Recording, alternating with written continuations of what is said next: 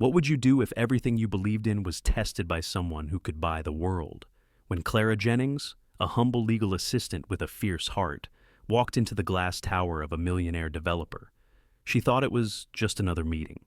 But Richard Vail, a man whose empire was built on numbers and power, had a question that cut deeper than any contract. Every woman has a price. What's yours? That single sentence ignited a storm. Neither of them expected a clash between conscience and ambition, between the value of a community and the cost of a soul. Could one woman's conviction change the mind of a man who believed everything could be bought? Could a man who had everything learn what truly matters when money can't fix what's broken inside him, from boardrooms of glass to streets built on faith? This is a story about loss, redemption, and the kind of love that rebuilds more than just walls. It rebuilds people. So, before we begin, don't forget to like, share, and subscribe to Shining Stories, where every tale reminds us some things in life are truly priceless. The revolving glass doors of Vail Properties whispered open with a hush that seemed to swallow every outside sound. For a brief moment, Clara Jennings stood still, letting the morning wind slip away as she stepped into the marble world of power and precision. Her modest heels clicked softly across the polished floor, a rhythm too human for a place so gleaming and cold.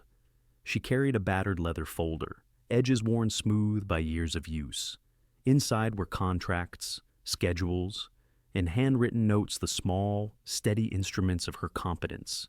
In a building filled with luxury suites and sleek digital tablets, her folder looked almost out of place. But so did she, in the best way possible. Clara was 36, calm eyes, steady hands, the kind of woman people trusted without quite knowing why. She dressed plainly, a charcoal skirt, a crisp blouse. Nothing about her called for attention, and yet she held a quiet dignity that made people pause. The elevator doors reflected her face as they closed. For a heartbeat, she studied her own expression, composed, unreadable. Behind that calm, though, was fatigue. A lifetime of keeping things together: her work, her teenage son, the small apartment that never quite stayed warm in winter. She pressed the button for the top floor. When the elevator opened, she stepped into a hallway lined with frosted glass offices. The light here felt different, colder, bluer, as if even sunshine had to behave. A young assistant greeted her without looking up from his tablet. "Mr. Vail will see you now," behind a pair of heavy glass doors. Richard Vail's office stretched like a private universe. Floor-to-ceiling windows overlooked Chicago's skyline, sunlight glinting off the lake in the distance. The room was all angles and perfection: brushed steel, black leather, and silence. At the far end of a vast desk sat Richard Vail, CEO, real estate prodigy, and the kind of man business magazines like to call relentless. He didn't stand right away. Instead, he studied Clara the way a chess player studies a board, calculating, detached. Finally, he rose. "Miss Jennings," he said, extending a hand, "I'm told you're the only person in this building who can tell me no and get away with it." Clara shook his hand. "That depends on what you're asking." He smiled faintly. "I admire confidence, especially in secretaries." She didn't flinch. "Executive assistant, Mr. Vail." A flicker of amusement crossed his face. Of course." Richard Vail was 42, and everything about him seemed engineered for control: the tailored suit, the silver watch, the stillness in his posture. He had built his empire from a foreclosure in his 20s to skyscrapers that bore his name. To most people, he was a success story. To Clara, he was a storm in a silk tie. He gestured toward the seat across from him. "Sit. I wanted to discuss the Maple Hollow redevelopment project." "You've reviewed the files?" "Yes," Clara said, placing her folder on the table. "And I have concerns." Richard leaned back, steepling his fingers. "Concerns? Maple Hollow isn't just land, Mr. Vail. It's home to hundreds of families. You plan to demolish every building and replace them with luxury condos." "That's correct," he said easily. "Progress has a price." "Sometimes," Clara replied softly. The price is people. His eyes narrowed a faint spark of challenge. You sound like a campaign poster, or maybe just a person who remembers what it feels like to lose a home, she said. A pause, the faintest shift in his gaze. Then, the smirk returned. Everyone loses something. Miss Jennings, that's life. Not everyone sells what matters most, she answered. Richard rose and walked to the window, his reflection merging with the skyline. You think I'm heartless. I think you're used to winning, Clara said. He turned back, voice smooth as glass. Everyone has a price. Miss Jennings, what's yours? The air between them seemed to still. Clara didn't look away. She gathered her folder, her heartbeat steady despite the pulse of anger in her throat. My price, she said quietly, is the ability to sleep at night. I don't think you could afford that. For the first time, something flickered in Richard's expression. Not anger, not amusement, but a hint of curiosity. He laughed once, low and disbelieving. You have nerve, I have principles, she said. They're not the same thing. Principles don't pay the mortgage, he said. They do, Clara replied, just not yours. The conversation might have ended there, had it been anyone else. But Richard Vale didn't like losing ground. He leaned forward, elbows on the desk. Let me ask you something. Miss Jennings, you work long hours. You raise a kid on your own. What keeps you here? Idealism doesn't pay for braces. Clara took a slow breath. What keeps me here is the hope that someone in this company still remembers why we build, not just what we build. The words hung in the air like dust caught in sunlight. For a moment, even Richard seemed unsure what to do with them. He finally smiled that thin, deliberate smile of a man who sees a challenge worth his time. Interesting, he murmured. You're either incredibly naive or very brave. Either way, I want you on the Maple Hollow project. Clara frowned. I thought you already had a full team. I do. But I don't trust them to tell me the truth. You, apparently, have no such hesitation. Mr. Vale, I didn't mean he raised a hand. No, you meant exactly what you said. That's rare. Let's see how far your principles can go in the real world. Clara hesitated. She could feel her stomach tighten the familiar ache of being cornered between duty and conviction. Working directly with Richard Vale was like volunteering to walk into a fire, but part of her wondered if she didn't. Who would she stood? Gathering her folder. If this is a test, Mr. Vale, I hope you're ready to grade yourself too. He laughed quietly. We'll see. As she walked toward the door, Richard's voice followed her, smooth and confident. 1 week, Miss Jennings, that's all I need to change your mind. She didn't turn back, or mine to change yours. The door clicked shut behind her, leaving the sound of her heels fading down the hall, a soft defiance echoing in a place built for power. Outside. The morning light had turned golden, the city waking to another day of deals and deadlines. Clara stepped onto the street, breathing in the crisp air, unaware that her life and his had just begun to shift. The next morning began like any other until the message arrived. Meeting. 9 a.m. My office. R.V. No greeting, no explanation, just that. Clara stared at the email for a long moment, her coffee cooling beside the keyboard. Around her, the hum of Vale Properties carried on, phones ringing, printers spitting, people moving with the brisk purpose of those chasing someone else's deadlines. She straightened the collar of her blouse and exhaled. Another round with the millionaire who thought empathy was a weakness. Richard Vale's office looked different in the morning. The sunlight hit the windows like liquid gold, but the air still carried that same manufactured chill power, distilled and refrigerated. He didn't look up as she entered. Close the door? Miss Jennings? She did, waiting, hands folded loosely before her. He finally glanced up from a sleek folder embossed with silver letters, Maple Hollow Redevelopment Proposal. I assume you've heard of it, he asked. I've read about it, Clara replied. It's been in the local papers for months. Good. Then you know it's become a headache. Protests, petitions, city council breathing down my neck. He tapped the folder. You're going to help me fix that? Clara frowned. I'm not a PR consultant. No, he said, a trace of amusement in his voice. You're something better. Someone who tells me the truth, even when I don't like it. Consider this, a test of perspective. She walked closer, studying the document spread across his desk, architectural renderings, cost projections, lists of tenant names and addresses. Each line was a life reduced to a number. Maple Hollow, she said quietly. That's in Oak Ridge County, right 15 miles west, Richard replied. A cluster of post-war buildings, mostly low-income tenants. You know the type cracked foundations, outdated plumbing, high crime. It's an eyesore to you, Clara murmured. To everyone, he countered. The plan is to replace it with 3 high-rise condo towers, retail space, and a green corridor, economic revitalization. Her fingers traced one of the names on the tenant list, Robert Jennings.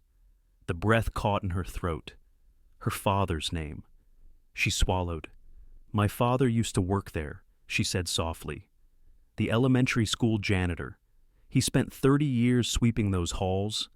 Richard raised an eyebrow. Sentimental connection. Human connection, she said. That community raised generations. My father loved that neighborhood. He studied her reaction, intrigued. Then you should appreciate what I'm trying to do. Bring investment, safety, jobs. By erasing the people who live there, Clara interrupted. You're not fixing the problem, you're relocating it. His mouth curved into that familiar smirk, part charm, part challenge. You sound like a politician, or someone who remembers where they came from. She replied. Richard leaned back, folding his arms. You think I'm the villain in this story. I think you've forgotten there's a story at all, she said. For a long moment, neither spoke. The only sound was the faint hum of the city below traffic, sirens, life moving on. Then Richard stood and walked to the window, staring down at the streets that looked like veins of light in motion. You want honesty, Miss Jennings, he said finally. Fine. That neighborhood is dying. Crime up 30%. Property values down 40%. Investors pull out. Schools shut down. You can't save rot. You replace it.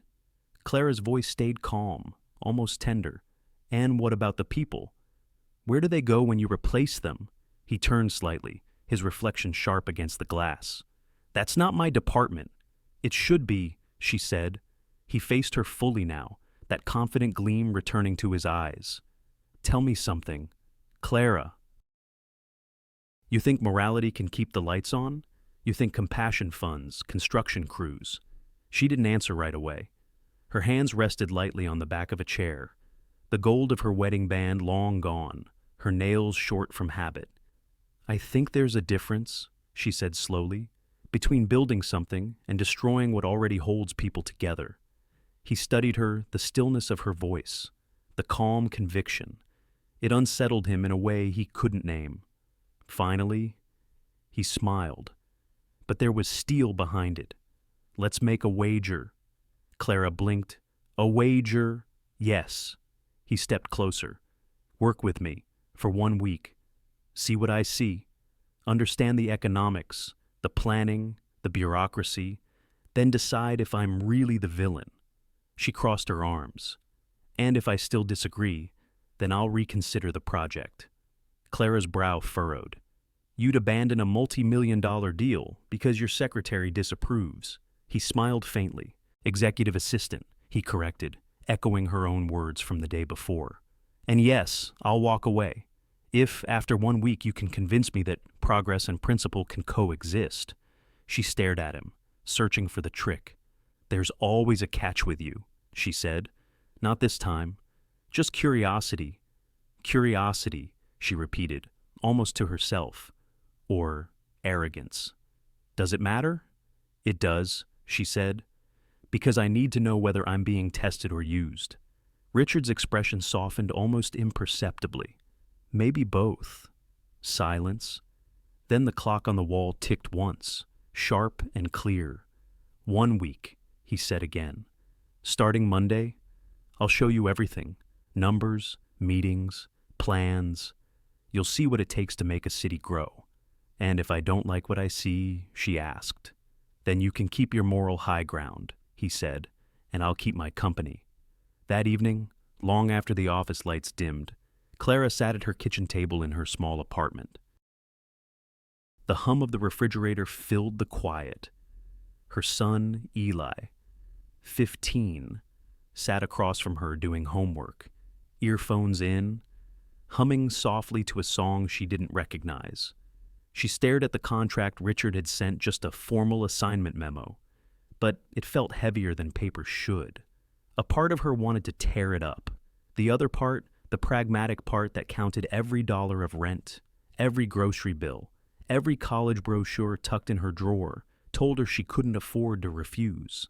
She thought of Maple Hollow, the laughter of children in the schoolyard, her father coming home with dust on his sleeves and pride in his eyes.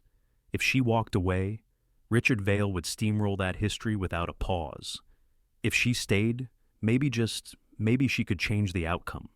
She looked at her son, his face lit by the glow of his laptop. Eli, she said softly, if someone offered you a deal that felt wrong, but you thought you could make it right, would you take it? He pulled out one earbud.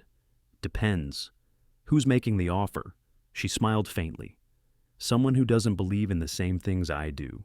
Then maybe they need you there, he said simply, before turning back to his homework.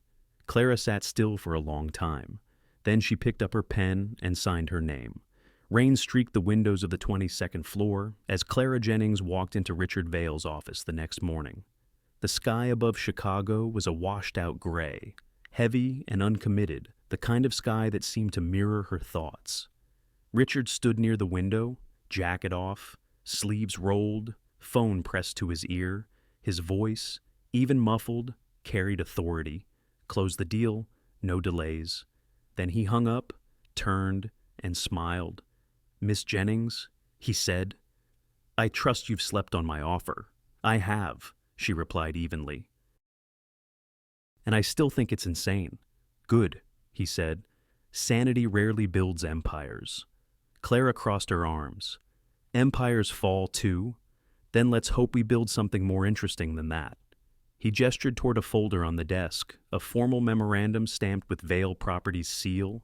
Here it is, 1-week partnership, starting Monday. You'll shadow me on every meeting related to Maple Hollow, financial, legal, construction.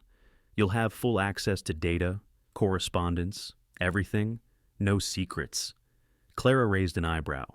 That's a level of transparency you don't usually give anyone. Consider it my wager, he said simply.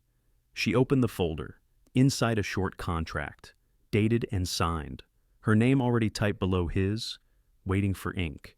Let me be clear, she said, scanning the page. If, after 1 week, I still believe the project is unethical, you'll withdraw completely. Yes. And if I change my mind, he smiled faintly. Then you admit I was right, and we break ground. She looked up. You'd gamble millions on a secretary's conscience. I'd gamble on conviction, he said. It's rarer than profit. The silent stretch between them, part challenge, part curiosity. Finally, Clara closed the folder. I'll need legal counsel before I sign. Richard's grin widened. Naturally. Tell Helen Moore I said hello. That afternoon, Clara sat across from Helen Moore in the company's legal department, a woman in her 60s with sharp eyes and a silver bob that never moved out of place. Helen had been her mentor since Clara's first day at Vale Properties, one of the few people who treated her as an equal. You're serious? Helen asked, reading the document, a week-long moral experiment with Richard Vale. He claims he'll cancel the Maple Hollow project if I still object after seeing all the details. Helen exhaled, leaning back in her chair. Men like him don't gamble. Clara, they calculate. If he's offering this, it's because he's already decided he can win. Clara folded her hands in her lap.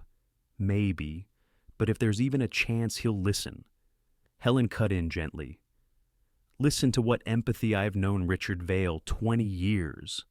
His idea of mercy is firing someone face to face instead of by email. That drew a faint smile from Clara. You might be right, but I've also seen people surprise themselves. Helen's gaze softened. You remind me of your father. He used to fix broken things even when they weren't his to fix. Maybe that's where I get it. Helen sighed. Then promise me something if you're going to walk into the lion's den. At least keep your head high. Don't let him turn your heart into leverage. Clara nodded slowly. I won't. That night, the rain hadn't stopped. It fell steady against the apartment windows, a soft percussion that filled the quiet. Eli sat at the small kitchen table, sketching in his notebook something he did when words felt too small for his thoughts. Clara moved quietly around the kitchen, reheating leftover soup, her mind elsewhere. Mom, Eli said without looking up, you're doing that thing again. She glanced over. What thing staring at nothing like you're arguing with the air? Clara smiled faintly. Maybe I am. Did he say something awful again? Nothing I haven't heard before, she said. But this time, he made it interesting. Eli looked up, curious. How he made a wager, she said. 1 week working with him on a project that could change everything for him, for a lot of people. Do you trust him? Clara hesitated. No, but I trust what's right. He nodded slowly, shading the outline of a tree in his drawing. Then, maybe that's enough. Later that night, after Eli went to bed, Clara stood by the window, watching the city lights shimmer in the puddles below. The rain had softened to a drizzle, the kind that blurs reflections into watercolor. She thought of Maple Hollow, of old brick buildings and the sound of children after school, of her father's laughter when he told stories from the janitor's closet. The past always found its way back, even through glass towers and corporate polish. She could still hear her father's voice from years ago. The measure of a person. Clara, isn't what they earn. It's what they protect. She whispered to the empty room. Then I'll protect it. Dad.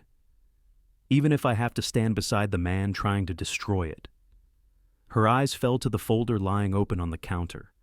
The signature line waited patiently. For a moment, she imagined what Helen would say, probably something dry like, "Welcome to the deal with the devil." And maybe it was. But Clara wasn't afraid of devils. She'd faced rent notices, grief, long nights with fevers and bills. Devils wore many shapes, and none had beaten her yet. She took a pen from the drawer, the same cheap blue ink she used for grocery lists, and signed her name. At that same hour, across the city, Richard Vale sat in his high-rise apartment overlooking Lake Michigan. The lights of the shoreline blinked like distant stars. In his hand, he held a tumbler of whiskey, the ice melting slow. He reread the day's emails, stopping on the one marked "Acknowledge Jennings" to participate in Maple Hollow. For some reason, the confirmation unsettled him more than it pleased him. He told himself it was strategy, a calculated test, a way to silence critics and prove his theory about progress. But deep down, a quieter thought lingered. What if she's right? He dismissed it with a sip of whiskey and set the glass down hard. 1 week. That was all it would take to prove that numbers, not sentiment, ruled the world. Outside, lightning flashed far out over the lake, silent, brief, and brilliant. The rain had cleared by Monday morning. Chicago's skyline shimmered in pale sunlight, glass towers glinting like sharpened promises. Clara Jennings stood on the curb outside Vale Properties, waiting as a black sedan slid to a stop in front of her. The driver, immaculate in a dark suit, stepped out and opened the door. "Mr. Vale asked me to bring you," he said. Inside, the car smelled faintly of leather and cologne, understated, expensive, the kind of scent that belonged to people who never worried about gas prices. Clara folded her hands in her lap, her folder resting against her knees. When Richard Vale climbed in beside her, the temperature in the car seemed to shift. He was dressed in a tailored navy suit, cufflinks glinting against crisp white sleeves, phone already in motion. Morning, he said without looking up. Morning, Clara replied. The car eased into traffic, moving smoothly through the flow like it had special permission from the city itself. Clara watched through the window the gradual transition from Chicago's bustling center to the quieter lakefront streets lined with cafes and boutiques. It was a different world entirely. First stop, Richard said, ending a call, my penthouse. We'll review the Maple Hollow files before heading to the council meeting. Your penthouse. He glanced over. You expected a cubicle? No, she said softly. Just wasn't sure how high up you lived. His smile flickered quick, sharp. You'll see. The elevator rose in silence, past floors that smelled faintly of new paint and money. When the doors opened, Clara stepped into a space that didn't look like a home so much as a museum. Walls of glass looked out over Lake Michigan, the water stretching blue and endless. The floor gleamed like stone dipped in sunlight. Minimalist furniture, abstract paintings, and a grand piano that looked like it had never been touched. Clara paused, taking it all in. Richard set down his briefcase. Coffee, she shook her head. No, thank you. He poured his own from a sleek silver machine. No cream, no sugar. Everything about him seemed curated efficient, intentional, precise. Impressive view, she said. It helps me think, he replied. When you can see this far, the world feels manageable. Clara's gaze followed the horizon. Or maybe smaller. He looked at her, amused. Smaller distance can do that, she said. Make everything below look like numbers instead of lives. Richard studied her for a beat, then turned toward the table where plans were spread out maps, zoning charts, profit analyses. You see sentiment, he said. I see opportunity. You see numbers, she countered. I see consequences. He laughed quietly, shaking his head. You can't fix poverty with sentiment. Miss Jennings, it takes capital, infrastructure, planning, not nostalgia. Clara approached the table, scanning the documents. You call it nostalgia. I call it dignity. Dignity doesn't pay taxes, he said. Maybe not, she replied, but losing it costs more than you think. For a long moment, neither spoke. The hum of the city below seemed to fill the silence. Clara turned to the windows again. From this height, the streets were ribbons of movement, cars like insects, people invisible. Somewhere out there, she thought, was Maple Hollow. She remembered walking there as a girl, holding her father's hand, the cracked sidewalks, the smell of lilacs in spring. He used to point to the small houses and say, they may not be pretty, Clara, but they're honest.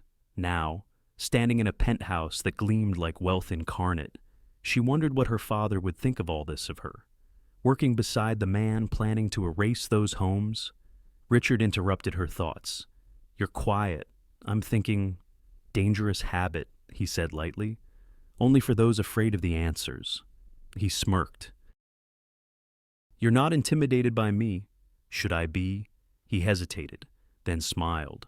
Most people are. I'm not most people. No, he said softly. You're not. Later. They rode together to the city council offices, where Richard was scheduled to meet with a development subcommittee. The car hummed along Lakeshore Drive, sunlight flickering through the windows. Clara glanced at him, phone in hand, eyes scanning numbers, always in motion. She wondered if he ever sat still long enough to feel the weight of his choices. You really believe this project will help people, she asked. He didn't look up. I believe in efficiency. You rebuild a neighborhood, you raise property values, you attract new business. That's how cities thrive. And those who can't afford the new rents, life changes, he said simply. People adapt. Clara turned to the window. That's easy to say when you're the one doing the changing. The faintest sigh escaped him, not frustration, more like fatigue. You think I'm some corporate caricature? Don't you, greedy, heartless? I think you're someone who's forgotten what struggle feels like. Her voice wasn't angry, just sad, and that unsettled him more than any accusation could. When they arrived at City Hall, Richard was immediately surrounded by assistants young, polished, armed with tablets and stylized confidence. Clara followed quietly, a calm presence amid the whirl of motion.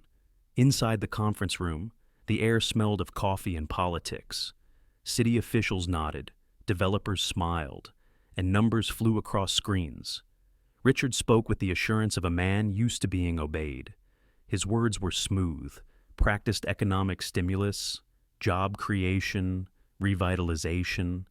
Clara listened, her eyes scanning the faces around the table. None of them looked like the people of Maple Hollow. When the presentation ended, one councilman asked, "And what about community displacement?" Richard answered without hesitation. Temporary relocation packages. All residents will receive compensation and assistance. Clara spoke quietly, but her voice carried. And after the relocation, when rents rise and they can't afford to return, heads turned. Richard's jaw tightened. He replied evenly, "We can't design progress to please everyone." "Maybe not," she said, "but we can design it without destroying what's left of hope." The room fell silent. Even the councilman stopped taking notes. Richard's gaze met hers, irritation, surprise, something else flickering behind his eyes. Then he smiled tightly. "Noted. Miss Jennings, I'll have my team review community impact again." The meeting moved on, but the tension lingered, an invisible line drawn across the polished table. That evening, as the car carried them back through the city, Clara looked out at the lake. The water caught the last light of day, silver ripples fading into dusk. "You don't like my world much?" "Do you?" Richard said suddenly. "I don't dislike it," she replied. "I just don't think it's the only one that matters." He was silent for a moment. "You know, most people in your position would be trying to impress me." "I'm not most people," she said again, her tone soft but certain. He glanced at her, the faintest smile breaking through. "Somehow," he said quietly, "I'm starting to believe that." The car continued on through the twilight. Two silhouettes framed by city lights, a man who believed in profit, and a woman who believed in people. Neither knew it yet, but their worlds had already begun to collide in ways neither could control. By Wednesday morning, the sun had returned pale and cautious, as though testing its place in a sky that had forgotten warmth. Clara Jennings waited beside the company sedan, her coat buttoned against the wind. When Richard Vale stepped out of the lobby, he looked skeptical. "Remind me," he said, sliding on his sunglasses, "why we're touring a demolition site." "Because it isn't a demolition site yet," Clara replied. "It's still a neighborhood." He gave a short, humorless laugh. "I'm aware of the geography, Miss Jennings." "Then it won't hurt to see it with your own eyes," she said, her voice calm but firm. He paused, then motioned to the car. "All right, show me your Maple Hollow." They drove west, leaving behind the glass towers and immaculate lawns of downtown Chicago. The highway curved past strip malls and shuttered factories, the kind of places that used to hum with life before automation and time took their toll. As they turned off the main road, the scenery shifted. Narrower streets, aging brick buildings, telephone wires sagging between poles. The sidewalks were cracked, patched with weeds and hope. A group of children pedaled by, on bicycles too small for them, their laughter cutting through the cold air. Women hung laundry on lines strung between fire escapes. An old man sat on a stoop, whittling a piece of wood into something shapeless but comforting. Richard watched it all from behind the tinted glass, saying nothing. When the car stopped in front of a 3-story brick building, Clara turned to him. "This is where I grew up." He raised an eyebrow. "Here, 3rd floor," she said, nodding toward a window with flower pots balanced on the sill. "My mother still visits the neighbors here every Sunday." He looked again at the building, the peeling paint, the cracked entryway, the faded mural on the side that read, "Community is family." "It's smaller than I imagined," he said. "It's honest," Clara replied. Inside, the air smelled faintly of old wood and laundry detergent. The stairwell walls were lined with family photos, weddings, graduations, soldiers in uniform. Clara climbed the steps with practiced ease. Richard followed, a half step behind, his polished shoes squeaking faintly. At the 2nd floor landing, an elderly woman opened her door. "Clara, sweetheart, Mrs. Callahan." Clara smiled, stepping forward to hug her. "I hope we're not interrupting." "Never, dear. I was just making tea." Mrs. Callahan was 78, small and bright-eyed, her silver hair pinned neatly. Her apartment smelled of cinnamon and something freshly baked. "This is Mr. Vale," Clara said. "He's the developer overseeing Maple Hollow." The older woman looked at Richard with polite curiosity, the kind reserved for strangers who might change your life. "Well," she said, "come in then. No use talking in the hallway." Richard hesitated at the threshold. The apartment was clean but crowded shelves full of knickknacks, quilts folded on the couch, faded wallpaper covered in floral print. It was worlds away from his penthouse of glass and chrome. Sit, Mrs. Callahan insisted, motioning to the table. "Tea's already steeped." Clara accepted hers gratefully. Richard, uncertain, followed suit. The chair creaked under his weight, a reminder that not everything was built for comfort. "I've lived here since 1965, Mrs. Callahan said, pouring tea with steady hands, back when rent was $28 a month, and the world felt simpler. My late husband, Walter, helped lay the foundation for this building, brick by brick." Richard blinked. He was a builder. Oh yes, worked construction his whole life. Didn't make much, but he was proud of his work. She rose slowly and crossed the room to a small wooden shelf. From it, she lifted a framed photograph, a man in a work cap, smiling beside a younger version of her, both covered in dust but glowing with joy. She placed it gently on the table between them. Pause, soft piano cue. "He built these walls with his hands," she said quietly. "And now they tell me those walls aren't worth keeping." Richard looked at the photo for a long time. The man's smile, the pride, the calloused hands that didn't fit neatly into any spreadsheet he'd ever read. He cleared his throat. "I'm sorry for your loss, Mrs. Callahan." She nodded. "He's been gone 20 years, but I still talk to him sometimes. I tell him about the neighborhood, about the kids playing downstairs. I tell him the city's changing." Her eyes, bright and unflinching, met Richard's. "But I don't tell him it's disappearing." Clara said nothing. She just watched as the words landed quietly, precisely in the space between them. After they left the apartment, Richard walked slower. The hallway felt narrower, the air heavier. He passed the same mural again, the faded letters, the chipped paint, but this time he noticed the handprints beneath it. Dozens of them, small and large, pressed into wet cement years ago. He stopped. "What is this?" "The neighborhood project," Clara said. "Families made it together in the 70s. Every child left a handprint when the mural was painted." He stared at it, his reflection caught in the sheen of old paint. The handprints looked so fragile, tiny echoes of people who had grown up and grown old within these walls. For the first time, the concept of demolition didn't sound like progress. It sounded like erasure. As they stepped outside, a breeze carried the smell of frying onions and bread from a nearby kitchen. A boy chased a ball across the cracked street, laughing when it rolled beneath Richard's car. His mother called out from a balcony, waving.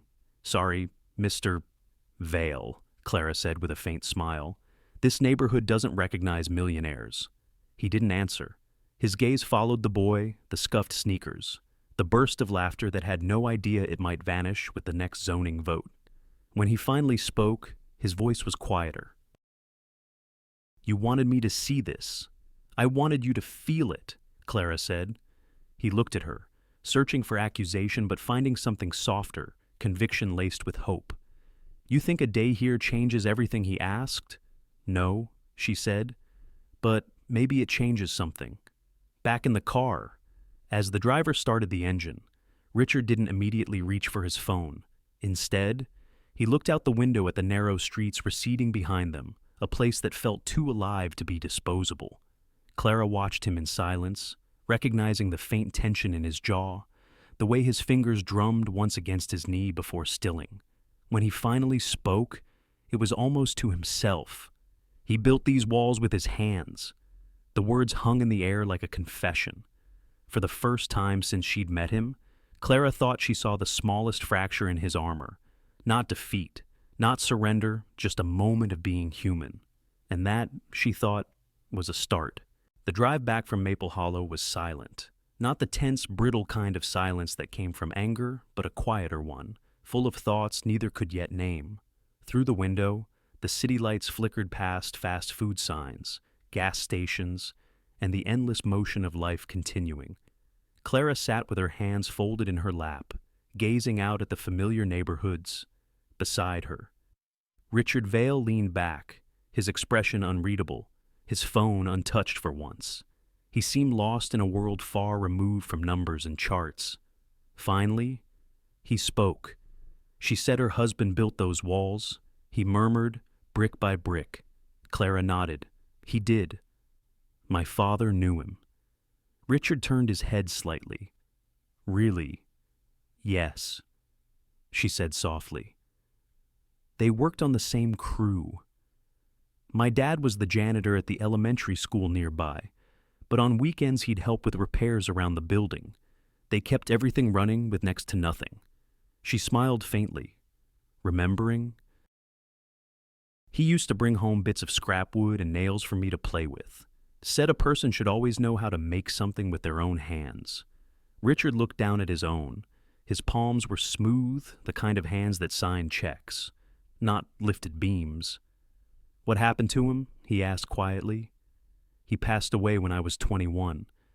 Heart attack. She stared out the window again. He'd been working 2 jobs, trying to keep us afloat after my mom got sick.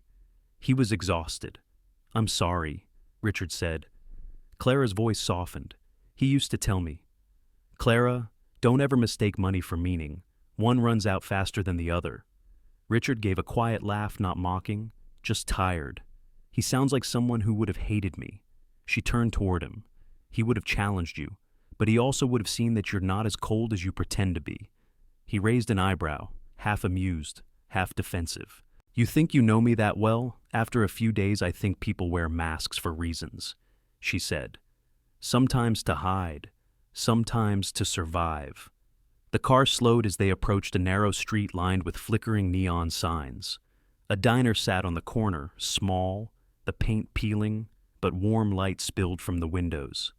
Richard looked at it. Hungry, Clara smiled. You eating in a diner? He shrugged. I've done stranger things. The driver parked, and they stepped out into the crisp evening. Inside, the air smelled of coffee, fried onions, and something sweet on the griddle. Vinyl booths lined the walls, and a waitress with kind eyes waved them toward a corner table. Clara ordered coffee and pie. Richard, after glancing at the laminated menu like it was a foreign text, settled on the same. For a while, they ate in silence. The hum of conversation around them filled the quiet truckers, young couples, a tired nurse nursing soup before her night shift. Do you ever miss it? Clara asked suddenly. Miss what? Being normal. He gave a faint smile. Define normal. You know, she said, grocery lists, bills, worrying about rent, living close enough to the edge that every choice matters. He stirred his coffee. No, I don't miss that, but I remember it. Clara looked up, surprised. He leaned back, eyes distant. My father ran a small contracting firm. Nothing big. We built houses, renovated storefronts. I started working summers with him when I was 15. He used to say, Son, never build anything you wouldn't live in yourself. There was warmth in his voice, but also an edge, the kind that comes from memory turned brittle with time. What happened? Clara asked gently. The crash of 2008 happened, he said simply. We lost everything. My father. He wasn't good with banks or lawyers. He trusted the wrong people, signed bad loans. The house, the business, even the truck's gone in a month. He looked down, his voice quieter now. He never recovered. I swore I'd never let that happen to me. Never depend on anyone. Never build anything that could be taken away. Clara studied him. So, you built walls instead. He gave a small, rueful smile. Exactly. They sat there, Two people with different versions of the same story, both shaped by loss, both hiding the ache under competence. The waitress refilled their coffee cups, smiling politely, unaware of the quiet reckoning taking place at that booth. Clara traced the rim of her cup with her fingertip. You know, Maple Hollow isn't perfect. I'm not naive. Some of those buildings really do need work, but they're more than structures. They're history. Richard met her eyes. History doesn't pay rent. No, she said, but it gives people something to come home to. He looked at her a moment longer, then nodded slowly, not in agreement, but in understanding. The first crack in certainty had widened just a little more. Outside, the night had deepened. The neon sign above the diner buzzed softly, casting pink and blue reflections onto the wet pavement. As they walked toward the car, Clara pulled her coat tighter. The air had turned cold again, smelling faintly of rain and exhaust. Richard glanced at her. You know, I didn't expect this. What? He hesitated. To find any of this interesting. She smiled faintly. People tend to surprise you when you give them the chance. He looked out at the street, the cracked pavement, the flicker of a distant street lamp. I'm starting to believe that. They reached the car, and for a moment, neither moved to get in. The city around them felt suspended, just the hum of traffic and the smell of coffee lingering on their clothes. Clara, he said quietly. She looked up. Yes, I meant what I said about the wager. 1 week, if you still think I'm wrong, I'll stop the project. But if you're wrong, then I'll admit it. She said, Fair? He nodded. Fair. A pause. Then, more softly, I'm not used to people like you. People like me. People who make me question things. Clara smiled. That's probably healthy. He chuckled low. Genuine. We'll see. As the car pulled away, Clara looked back through the window. The diner's neon sign glowed faintly against the night, open 24 hours. Something about it made her think of her father, sweeping the halls of the old school long after everyone else had gone home. And she realized maybe this was what he meant, not that money was meaningless, but that it couldn't fill the spaces left by the people we lose. Beside her, Richard Vale was quiet again, the kind of quiet that comes when old ghosts wake up and ask to be heard. For the first time, Clara didn't see him as an adversary, just another person trying, in his own imperfect way, to rebuild what had once been broken. Night had long settled over Chicago. The city glittered beneath Richard Vale's penthouse windows, a field of stars that belonged not to the heavens, but to humans chasing their own constellations of power. Inside, the only light came from his desk lamp. Stacks of documents lay scattered across the glass surface: spreadsheets, contracts, city reports. Richard had been staring at the same numbers for over an hour, but the figures no longer behaved the way they used to. Before Maple Hollow, he would have seen only patterns: cost, yield, percentage, risk. Now, every line carried a face. Each unit meant a family. Each eviction notice meant someone like Mrs. Callahan, standing beside a photograph of the life she'd built. He leaned back, rubbing his temples, the hum of the city faint beneath the windows. On the far wall hung a framed quote, one he used to repeat to himself like a creed. Progress requires sacrifice. He stared at it for a long time. For the first time in years, he wondered who exactly was doing the sacrificing. At 2 a.m, his office door opened without a knock. Darren Holt, his chief financial officer, stepped inside, tall, sharp-featured, dressed in a midnight suit even at this hour.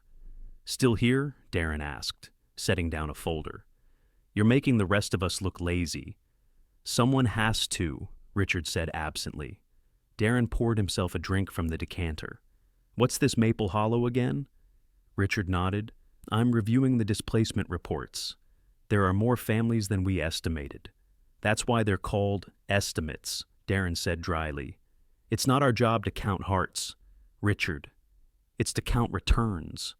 Richard didn't answer. Darren watched him a moment, then sighed. You've been different lately, spending time in the field, asking about residents. That's not like you. Richard closed the folder. Maybe it should be. Darren raised an eyebrow. What's that supposed to mean? It means maybe we've been looking at this the wrong way. Maybe we're not improving lives, just relocating problems. Darren set his glass down, his tone firm but measured. Listen to yourself. You sound like one of those city hall activists. You know sympathy doesn't pay shareholders. Neither does scandal, Richard said quietly. Or a lawsuit. We've been through this, Darren replied. It's legal. Standard development procedure. We offer relocation packages. The city signs off, and everyone moves on. Everyone except the people who lose their homes. Darren gave a short laugh.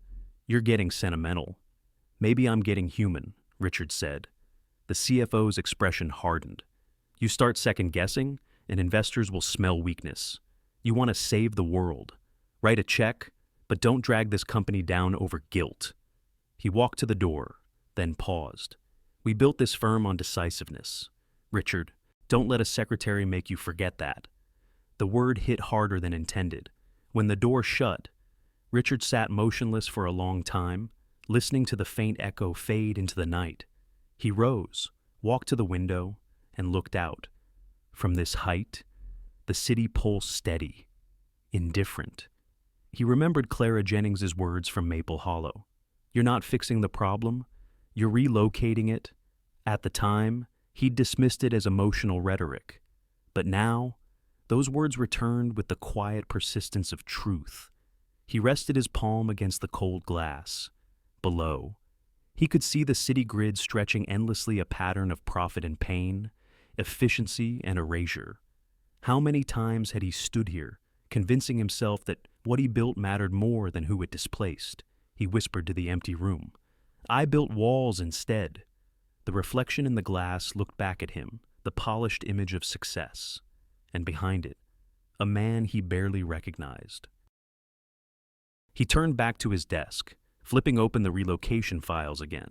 Names, addresses, dates, all neat columns of data. He imagined them as lives instead of cells in a spreadsheet. The Johnson family, 3 children under 10, Maria Lopez, widow, running a daycare from her apartment, Robert and Elsie Chen, both retired, 60 years in the same building. He rubbed his eyes. God, he murmured, how did I stop seeing them? For years, he'd measured progress in square footage and revenue charts.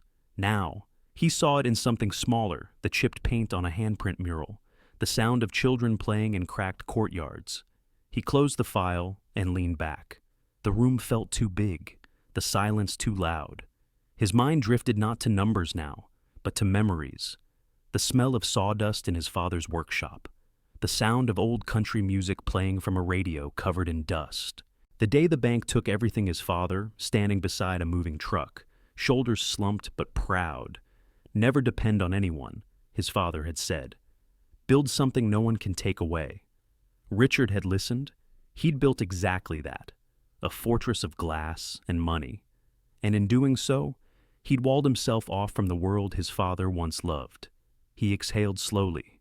When dawn came, the city below began to glow, orange light stretching across the lake, bouncing off towers and windows. Richard hadn't slept. He sat at the table, papers spread around him, the remnants of his long night of reckoning. For the first time in years, he wasn't sure what to do next. A knock at the door broke the stillness. His assistant stepped in, startled to see him there. Mr. Vale. You're still here? Yes. Should I cancel your morning meetings? He hesitated. No, leave them. She nodded and withdrew, leaving him alone again. Richard looked down at his notes, a list he'd scribbled in the margins: review relocation policy, community alternatives, long-term stability versus ROI, and beneath them, circled twice, listen. He stood and walked to the window once more. The glass was clear now, the city washed clean by sunrise. He touched his reflection lightly, the faintest gesture of disbelief. He wasn't sure who he was becoming. He only knew that something had begun to shift, and there would be no going back. The cracks in the glass weren't visible to anyone else yet, but he could feel them spreading, small, quiet fractures in the certainty that had built his empire. The air inside the Maple Hollow Community Center felt electric. Rows of metal chairs filled the hall, every seat taken. The old linoleum floor creaked under the weight of frustration, fear, and hope all mixed into one.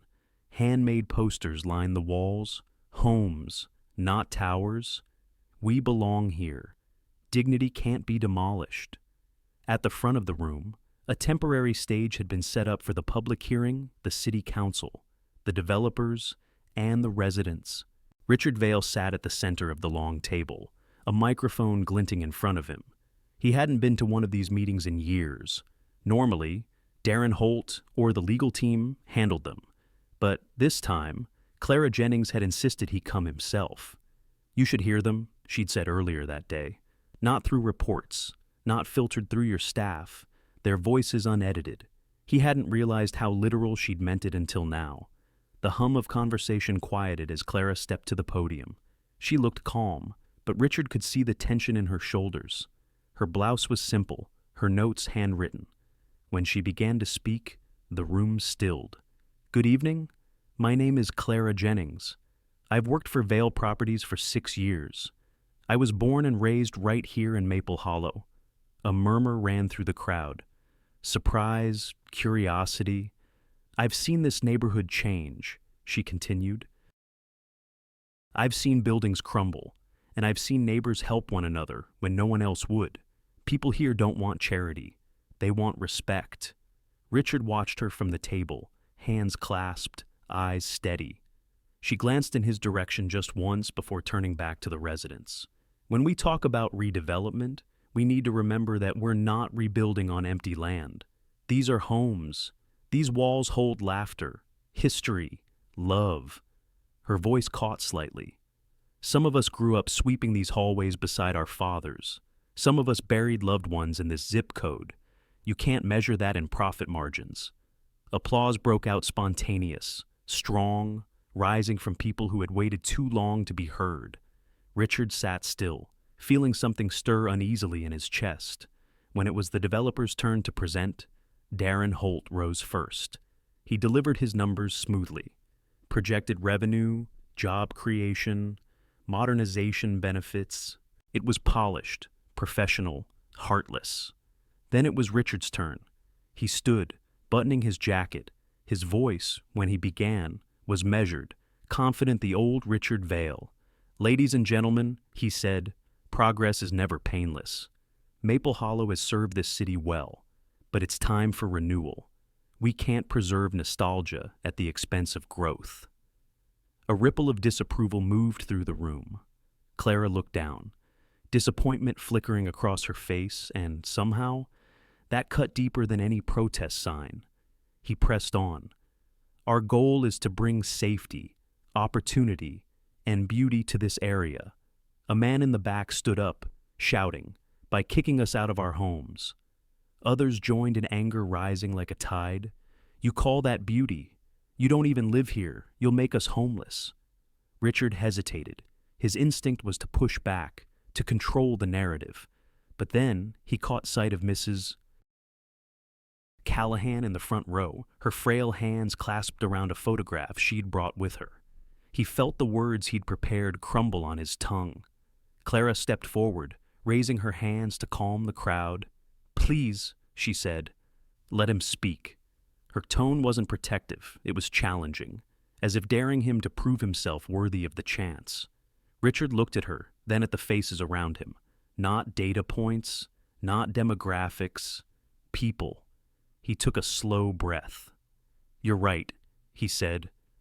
The microphone amplified the tremor in his voice. When I started this project, I saw numbers, property values, investments, square footage. I didn't see you. I didn't see what those numbers meant. The room went utterly silent. Even Darren's expression froze mid-smirk. Richard continued, his voice lower now, more certain. I've spent my life building things, towers, offices, wealth. But somewhere along the way, I stopped building the one thing that actually matters. He paused. The crowd leaned in. Community. The word landed softly, but it carried. I was wrong, he said finally, about Maple Hollow. about what progress means. You can't build a future by erasing the past. Clara's eyes shone, though she said nothing. Richard turned slightly toward her before finishing. And for what it's worth, I'm sorry. Pa's soft instrumental cue. The sound of it, simple, sincere, filled the space in a way no speech could. For a few seconds, there was only stillness. Then, slowly, someone began to clap. It was Mrs. Callahan. Her hands trembled, but her smile was steady. Others joined in tentative at first, then stronger. It wasn't victory, not yet, but it was hope fragile, new, real. Darren leaned toward Richard, whispering sharply, "What the hell are you doing?" Richard didn't look at him. "Listening," he said. After the meeting, the crowd began to disperse, clusters of people talking, laughing, crying. The tension had broken, replaced by something gentler. Clara found Richard standing near the doorway, his tie loosened, his expression dazed. "Well," she said quietly, "you certainly surprised them." He gave a small, weary smile. "Surprised myself, too." She tilted her head. That apology was it strategy or sincerity? He met her gaze. "Does it matter?" "Yes," she said. Then sincerity. He answered softly. Every word. For the first time since she'd met him. Clara believed him without hesitation. Outside, the night air was cool and damp. The streetlights reflected off puddles, small fragments of light scattered across asphalt. As they walked toward the car, Richard glanced back at the community center. The lights inside still glowed. Voices drifted out, neighbors making plans, refusing to give up. He exhaled, long and slow. "I've built a lot of things, Clara, but I think this is the first time I've actually helped." She smiled gently. "Then maybe you're finally building something worth keeping." That night, Richard didn't go back to his penthouse. He drove aimlessly along the lakefront, windows down, cool wind against his face. For once, the city didn't look like his empire. It looked like a home flawed, alive, shared, somewhere, faintly. He thought he could hear the echoes of applause still lingering in his chest. And in that quiet space between pride and redemption, he let himself feel something he hadn't in years. Peace. 3 days had passed since the meeting at Maple Hollow. The story had begun to spread local blogs, small papers, even a few curious reporters asking whether the unshakable Richard Vail had suddenly grown a conscience. He didn't respond to any of them. For once, he didn't care about perception. He cared about solutions. And so, on a gray Thursday morning, he called Clara Jennings into his office. When she arrived, he was already at the table, sleeves rolled up, surrounded by blueprints and city maps. The coffee on his desk had gone cold, a rare sign he'd been too focused to drink it. "Close the door," he said. "I think we have work to do." She hesitated before taking a seat. Work. Or damage control. He looked up, meeting her gaze. Something better. The conference table was covered in plans, printed layouts of Maple Hollow, photos of current conditions, even handwritten notes from residents. "Demolition isn't the only way," Richard said, pacing slowly. "What if we renovate, modernize the interiors, reinforce the structures, but keep the bones of the neighborhood intact?" Clara studied him carefully. "You mean actually preserve it?" "Yes," he said. "New wiring, plumbing, insulation. We bring in safety and sustainability, but we don't erase the character." Her brows furrowed. "That's expensive. I know. Risky. I know that too." "Unpopular with your investors?" Richard smiled faintly. "They'll live." Clara tilted her head. "You realize you just proposed the thing I've been begging you to consider since the start I do," he said, "and I'm hoping you'll help me figure out how to make it possible." For the next hour, they brainstormed sketching ideas, moving papers, writing notes in the margins. Richard was different now. He listened more than he spoke, his questions genuine, his tone thoughtful. "What if we partnered with the city?" he asked. "Public funding for infrastructure upgrades?" "Maybe," Clara said, tapping her pen. But they'll want proof it benefits residents, not just property values. Then we prove it, he said simply. At some point, their conversation turned into quiet laughter, not of amusement, but of relief.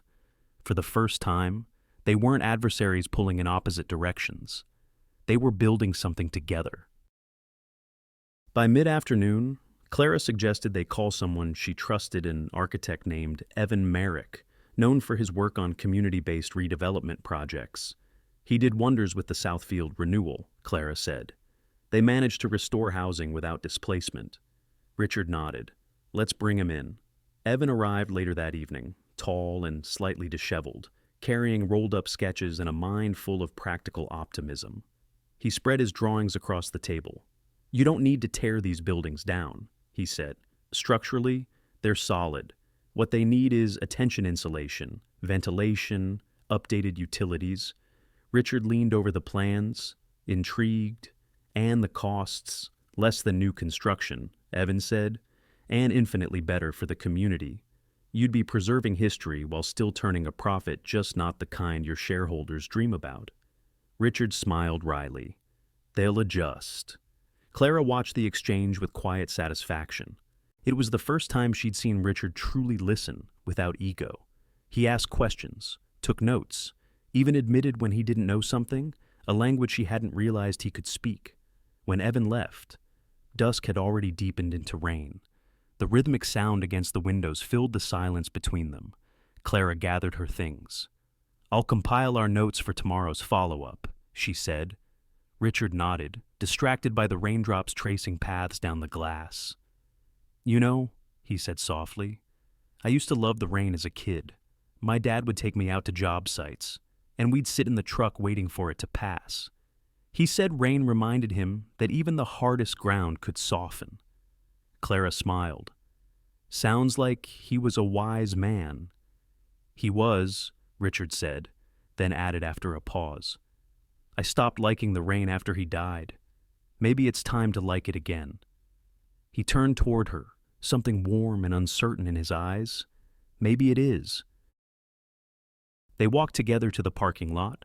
The rain had eased into a gentle drizzle, enough to blur the city lights into soft halos. Richard held an umbrella over both of them, though the wind kept blowing mist across their faces. You don't have to, she said. I know, he replied, but I want to. They reached her car, the streetlight reflecting off the wet pavement. For a moment, neither moved. Clara, he said quietly, I need to thank you. For what? For not giving up on me. She met his gaze. I didn't do this for you. I know, he said again. That's what makes it mean something. A beat of silence, the kind that lingers because neither person wants it to end. Finally. She smiled. Get some rest. Mr. Vale. Tomorrow, we start rebuilding the right way. He returned the smile, softer this time. Yes, the right way. As she drove off, Richard stood under the umbrella, watching her taillights fade into the mist. The rain fell steadier now, tapping against his shoulders, soaking through the edges of his jacket. He didn't move. For once, the city didn't feel distant or indifferent. It felt alive, messy, imperfect, breathing, and as the rain washed across the pavement, he felt something within himself begin to loosen. Not guilt, not pride, something simpler. Renewal. That night, back in his apartment, he spread Evan's sketches across his dining table. He could still smell the rain, faint and earthy. He wrote across the top of one plan, renovate, don't replace. Then he added a note beneath it. Listen first, build second. He sat back, letting the quiet settle. Outside, thunder rolled far away, not angry, not loud, just steady. Richard Vale had always believed progress required breaking things apart. But maybe, he thought, real progress began when you learned how to hold them together. The boardroom of Vale Properties was a study in glass and power. Floor-to-ceiling windows stretched across one wall, offering a sweeping view of Chicago's skyline. Steel, glass, precision. Everything gleamed except the mood. At the long mahogany table sat 12 people investors, executives, shareholders, and at the head of it all, Richard Vail, his face composed but pale under the morning light. Across from him, Darren Holt, his CFO, shuffled a stack of papers and began the attack. "Let's get straight to the point," Darren said, his tone clipped. "The Maple Hollow revision, this so-called community renovation plan, is costing us millions." Richard folded his hands calmly.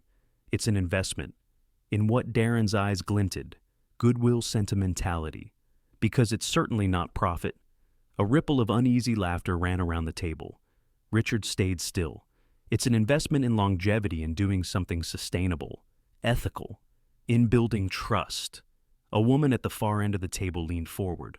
"Trust doesn't pay dividends. Richard, growth does." He nodded slowly. "Growth without conscience is just decay with good lighting." That earned a few raised eyebrows. Darren smirked. "Since when did you start quoting philosophy?" Richard met his gaze evenly. "Since I realized we've been mistaking greed for vision." The room fell into brittle silence. Darren rose, pacing slowly. "You've always been the ruthless one, Richard, the visionary who got results, the man who made hard choices. What's changed?" Richard exhaled. "Perspective. Perspective," Darren repeated with a sneer. "You spend a few days in a slum with your assistant, and suddenly you've found your conscience." The word assistant landed heavy, deliberate. "Clara Jennings has nothing to do with this," Richard said, his tone quiet but firm. "She has everything to do with it," Darren shot back. "She's been whispering this moral nonsense in your ear for weeks. You're letting emotion dictate a billion-dollar portfolio." Richard stood. "Emotion built this company. Conviction built it. My father taught me that you don't build structures you wouldn't live in yourself. Your father also went bankrupt." Darren snapped. The words struck hard, sharp as glass. Richard's jaw tightened. For a moment, no one breathed. Then he said, evenly, "And I've spent half my life making sure I never became the kind of man who would sacrifice everything for numbers on a page. Looks like I failed." Darren set his papers down. "You've gone soft." "Maybe," Richard said. "But soft isn't the same as wrong. You're risking everything. The board's patience, our reputation, the investors. You keep this up, they'll replace you." "Then let them," Richard said quietly. That broke the composure of the room. A few whispered, others stared, incredulous. Darren blinked. "You'd give up your company, just like that?" Richard looked around the table, meeting each pair of eyes. "If this company can't operate with integrity, it's not mine anymore anyway." The board erupted. Half the table protested talk of shareholder losses, fiduciary duty, reputational harm. Darren's voice cut through it all. "You're done. Richard, I'll be calling an emergency vote this afternoon. Majority rules. You've lost touch with reality." Richard didn't respond. He gathered his papers, calm as ever, and said only, "Then I'll see you after lunch." He walked out of the room, leaving the echo of his footsteps in the sterile air. Outside the boardroom, the tension followed him like static. He stood at the end of the hall, looking out through another wall of glass at the same city that once made him feel invincible. Now it just looked fragile. Clara found him there. She'd been waiting in the corridor, sensing something had gone wrong. "They're going to vote you out." "Aren't they?" she asked. "Yes," he said. "Most likely." "And you're just going to let them?" He turned toward her, weary but calm. "If it means doing what's right, then yes." Clara stepped closer, lowering her voice. "Richard, listen to me. You have the power to change how this entire industry works. Don't hand it over to people who still think profit is the only measure of worth." He gave a faint, bitter smile. "You sound like you believe I can actually make a difference." "I don't believe it," she said. "I know it." He looked at her for a long time, seeing not the assistant he'd once underestimated, but the compass he'd been missing all along. The board meeting reconvened that afternoon. Reporters waited in the lobby. Rumors had already started, whispers of a coup, of idealism gone rogue.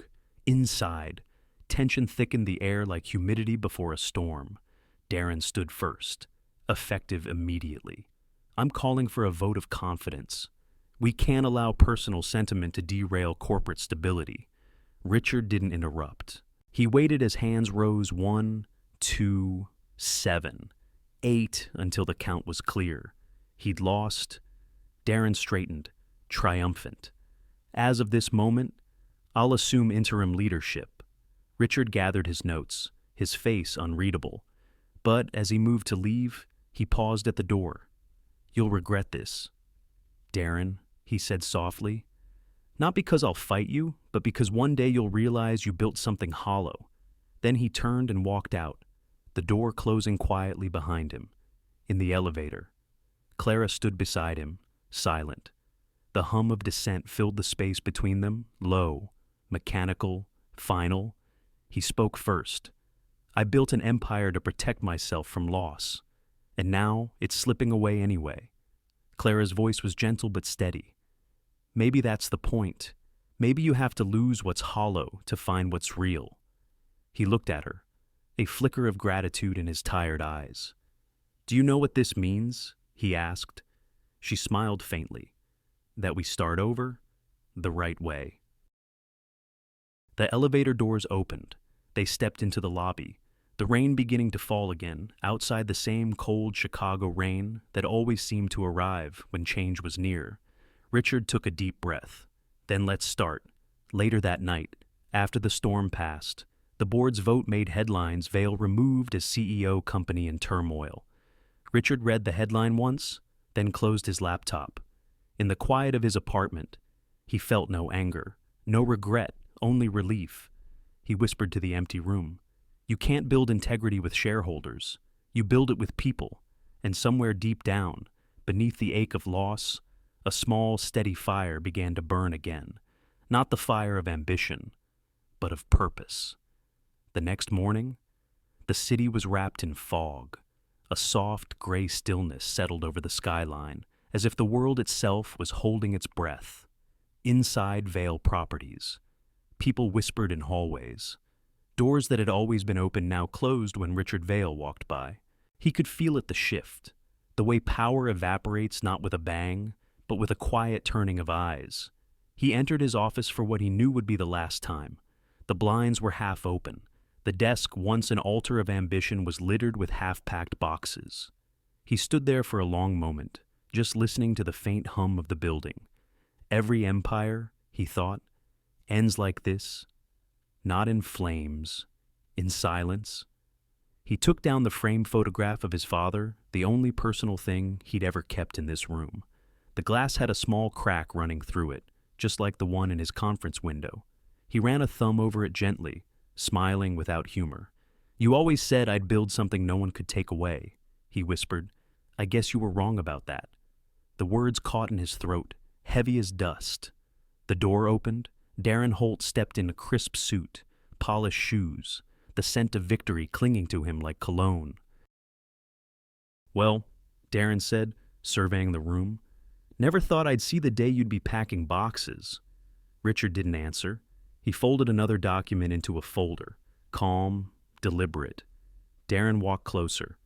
You could have kept your seat, you know. All you had to do was sign the amendment, approve the demolition. The shareholders would have backed you again. Richard looked up. At what cost? At the cost of reality, Darren said sharply. This industry doesn't run on morals, Richard. It runs on momentum, and you just hit the brakes. Richard smiled faintly. Maybe that's the first right thing I've done in years. Darren's jaw tightened. You've lost everything. The title, the influence, the legacy. No, Richard said quietly. Just the illusion. For the first time, Darren hesitated, a flicker of uncertainty behind his smugness. Then he turned for the door. I'll have security collect your keycard by noon, he said. Don't make this harder than it has to be. Richard's voice followed him out, soft but clear. It was never hard, just necessary. The door closed. Hours passed. He finished packing slowly, one memory, one failure at a time. The office that had once pulsed with energy now felt like a mausoleum of ambition. The leather chair, the glass desk, the city view, all meaningless now. He found himself standing at the window, looking out over Lake Michigan. The fog had begun to lift. Pale sunlight broke through in faint streaks, touching the water like grace. He thought about the first day he'd stood here, full of hunger and certainty. The boy who'd sworn he'd never lose again. The man who built walls so tall they blocked out the very people he'd meant to protect. Now, those walls were gone. And for the first time, he didn't miss them. When the elevator doors opened on the ground floor, the lobby went quiet. Employees pretended to type, to read, to look busy anything but meet his eyes. He walked past them without bitterness. He'd been them once, hungry, afraid, blind to anything that didn't pay a bonus. At the revolving doors, the security guard, a man named Carl he'd barely noticed before, gave him a sympathetic nod. "Sorry to see you go, Mr. Vale." Richard paused, surprised by the kindness in the man's tone. "Thank you, Carl," he said softly, and meant it. Outside, the air smelled faintly of rain and exhaust. The street glistened from the morning drizzle. A taxi idled at the curb, waiting. Richard set his box down for a moment. He just stood there, looking up at the tower that bore his name, Vale Properties, carved in stone. His reflection shimmered faintly in the wet glass doors, older now, smaller, but somehow more real. The weight in his chest wasn't pride or shame. It was release. A familiar voice broke the silence. "I figured you wouldn't eat lunch," Clara Jennings said gently. He turned. She stood a few feet away, hair damp from the drizzle, holding 2 cups of coffee. Her expression carried no pity, only understanding. "I didn't know how you'd take it," she said, "so I guessed." He took the cup carefully. "You guessed right." She smiled faintly. "Lucky me." They stood there, side by side, under the faint patter of rain. For a while, neither spoke. There was nothing to say. Clara finally set her cup down on the box beside him. "Do you know what you'll do next?" she asked quietly. He exhaled. "Start over, I suppose." "With what?" He looked up at the tower again. "With whatever's left that isn't hollow." The wind picked up, carrying the smell of wet pavement and distant traffic. Clara pulled her coat tighter, then glanced at him. "You did the right thing, Richard." He gave a small, tired smile. "Funny how the right thing never feels like victory." "It will," she said softly. "Eventually." He met her gaze, something steady behind his eyes now. "Then I'll wait for eventually." When she finally left, he stood there a little longer, coffee cooling in his hand. The rain began again, gentle, forgiving. He let it fall across his face, washing away the last of the boardroom's air. People passed him without recognition, just another man on a gray Chicago morning, holding a cardboard box and an old photograph. But inside, something had shifted. The fall wasn't the end. It was the beginning of truth. He whispered it quietly, just for himself. "You can lose everything and still keep your soul." Long pause. Then he turned and walked into the rain. 6 months later, spring came early to Chicago. The city, still cold around the edges, had begun to soften, the first green buds pressing through cracks in the sidewalks. The smell of rain turning from sorrow to promise. In a small renovated office on the west side, a new sign gleamed above the door, Vale Renewal Group. The letters were simple, honest, no marble, no chrome, just brushed metal on reclaimed wood. Inside, sunlight poured through wide windows. Desks were mismatched, coffee mugs personal. The air smelled of paint, paper, and possibility. At the center of it all sat Richard Vale, sleeves rolled, head bent over a set of blueprints. He was no longer a CEO in a glass tower. He was something quieter, and maybe something truer. Clara Jennings entered carrying 2 coffees, her steps light but confident. "You're early," she said, setting 1 cup beside him. "Old habits," Richard replied. "Still can't shake them. Some habits are worth keeping," she said with a small smile. He leaned back in his chair, taking in the office the faint hum of conversation, the scuffed floors, the energy of something being built from the ground up. "Feels strange," he admitted. "Starting over?" Clara nodded. Strange is just another word for alive. They had spent the last 3 months building this new company from scratch, calling in favors, applying for grants, convincing a handful of like-minded investors that ethical development wasn't a contradiction. They called it community-centered design. No demolitions, no displacements. Every project began not in a boardroom, but in the neighborhoods themselves. And their first site, fittingly, was Maple Hollow. By late afternoon, they drove out to the neighborhood together. The cracked sidewalks were gone now, replaced by new ones edged with planters of tulips. Children played basketball in a freshly paved lot. Ladders leaned against buildings being painted in bright, cheerful colors: sky blue, sunflower yellow, forest green. Richard watched in silence as a group of teenagers helped repaint a mural. The faded slogan, "Community is family," brought back to life in bold new letters. He recognized Mrs. Callahan, sitting on a porch wrapped in a shawl, watching the work with quiet pride. Clara smiled. She refused to move out during renovations. She said she wanted to supervise. Richard laughed softly. "I believe it." They walked toward her. "Well, look who decided to come back," Mrs. Callahan said, her eyes twinkling. "Wouldn't miss it for the world," Richard replied. She reached out a frail hand and patted his. "You did good, Mr. Vale." Not many men get a second chance at their own story. He felt something tighten in his throat. "I just followed someone smarter's advice," he said, glancing at Clara. Mrs. Callahan smiled knowingly. "You picked the right someone." Then they all laughed. The sound easy and familiar, the sound of a wound closing. Later, as construction crews packed up for the evening, Richard and Clara stood by the community garden. The air was thick with the scent of soil and spring rain. Children were planting herbs in raised beds built from recycled wood, guided by volunteers and neighbors. One of the kids, a boy no older than 10, looked up at Richard and said, "Mister, is this your company?" Richard hesitated. "It's everyone's company," he said finally. "We're just helping." The boy grinned. "Then it's ours too." Richard smiled, watching the boy run back to the garden. "Ours too," he echoed softly. Over the next weeks, Vale Renewal Group became something no one, least of all Richard, had expected. A movement. Architects volunteered their time. University students helped with community surveys.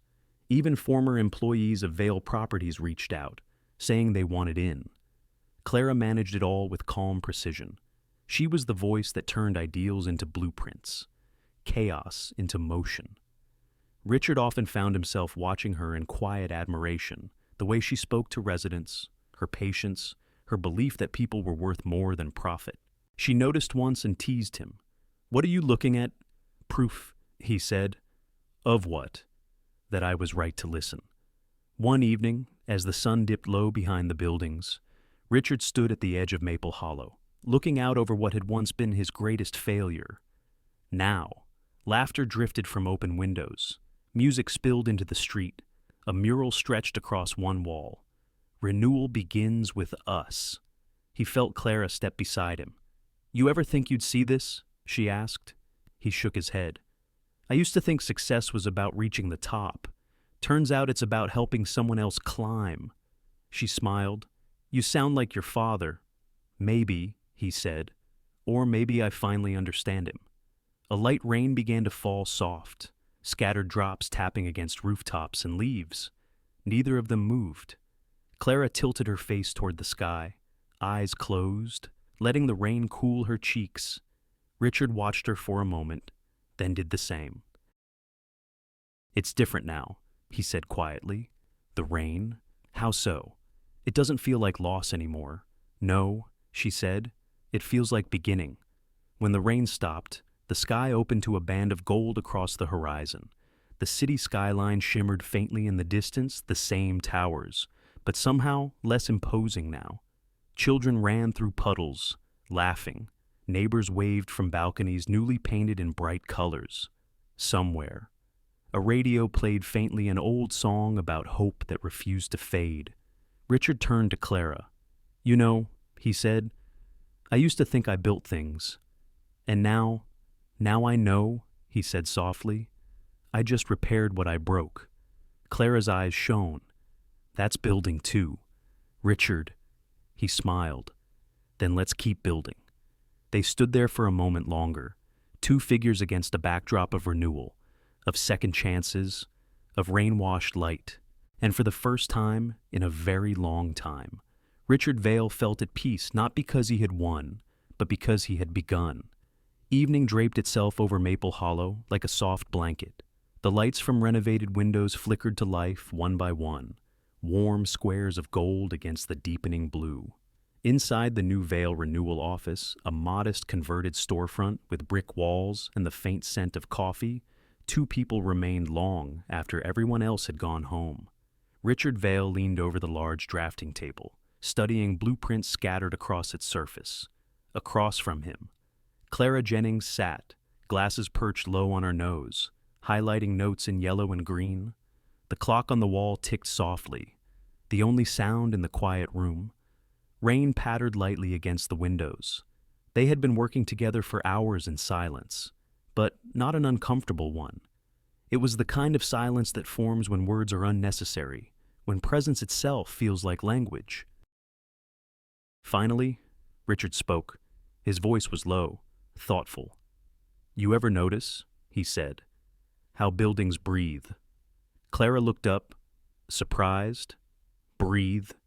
He nodded slowly, tracing a line across the blueprint. Wood expands, pipes hum, walls settle. Even after they're built, they keep shifting, like they're alive. Clara smiled faintly. "I've never thought of it that way." "That's how I feel lately," he admitted, "like something in me is settling, shifting." Her smile faded into quiet curiosity. In a good way, he looked at her, then really looked and said softly, in a way that makes sense for the first time. The words hung between them, fragile as glass. Clara dropped her gaze back to the plans, trying to steady her breath. "We still need to revise the community garden layout," she murmured, flipping a page. "The pathways don't, Clara." Richard interrupted gently. She stopped. He leaned on the table, hands clasped. "There's something I need to say before I lose the courage." Her pen stilled in her hand. The air shifted heavier, charged. Richard's voice was soft but certain. "You changed everything I thought I knew about value." Clara looked at him, her pulse quickening.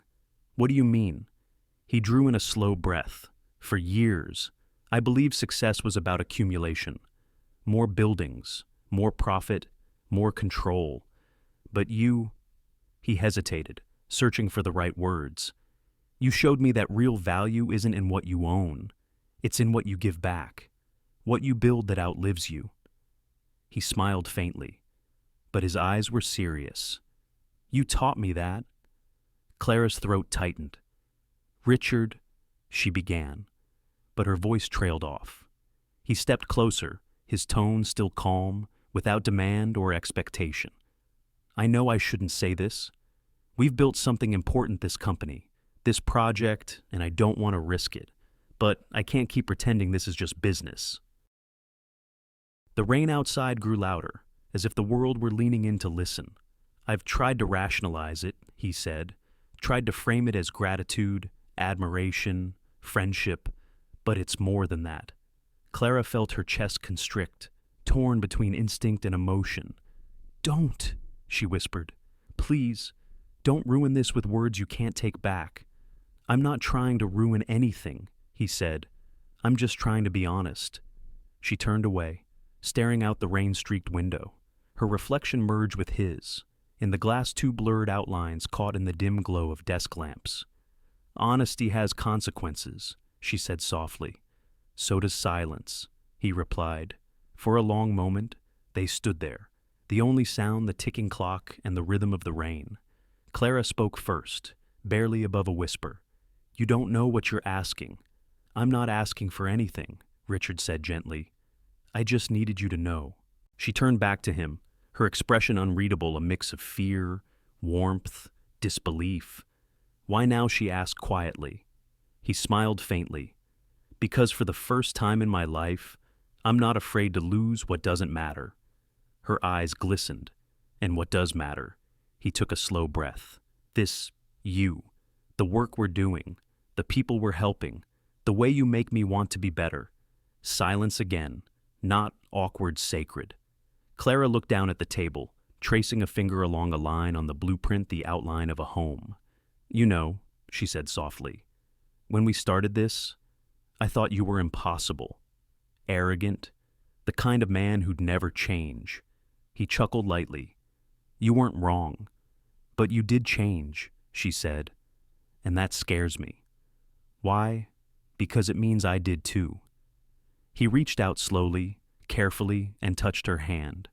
It was the simplest gesture, but it carried the weight of every word they hadn't said. Clara didn't pull away.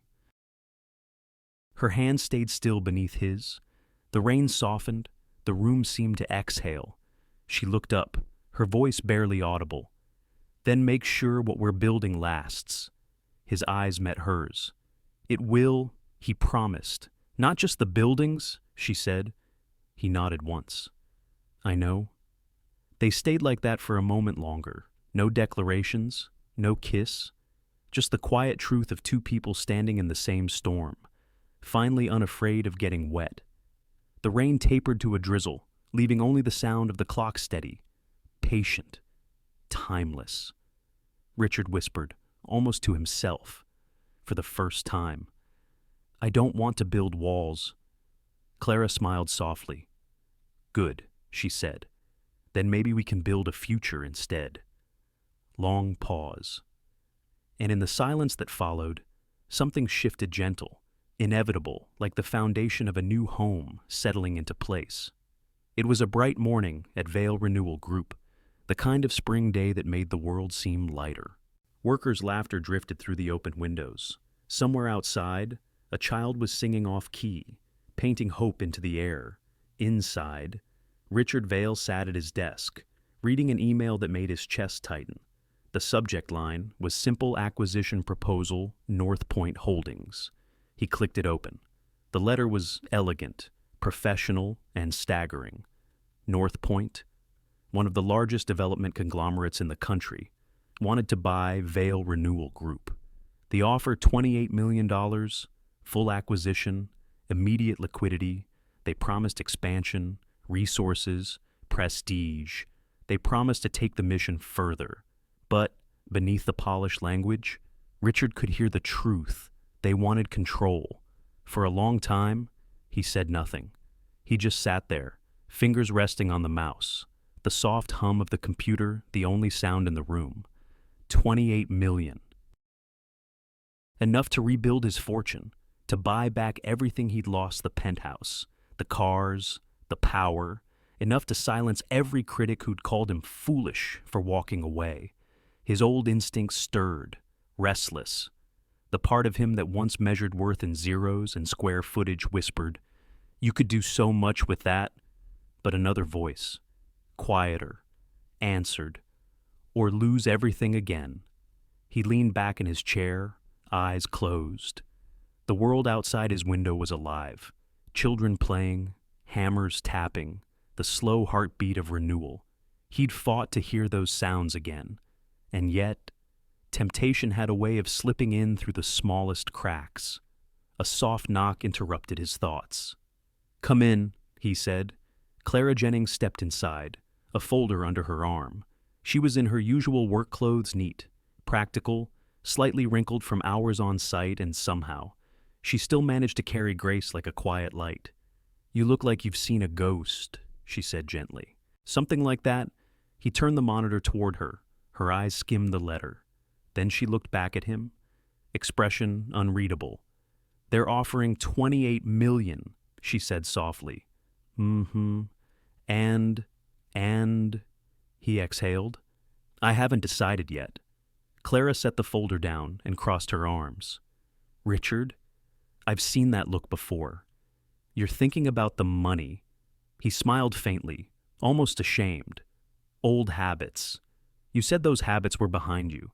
I thought they were. She studied him for a moment, then spoke quietly.